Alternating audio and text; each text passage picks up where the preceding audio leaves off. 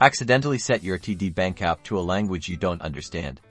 Don't worry, changing it back is super easy. Let's get to it. First, unlock your phone and open the TD Bank app.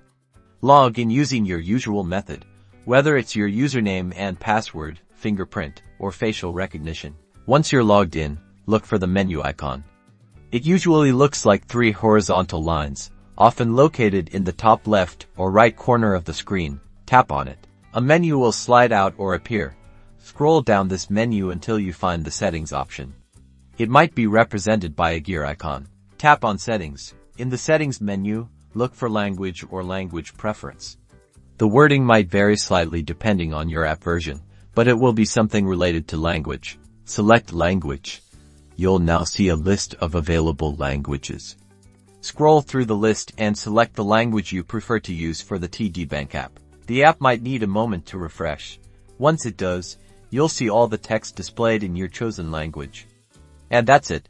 You've successfully changed the language on your TD Bank app.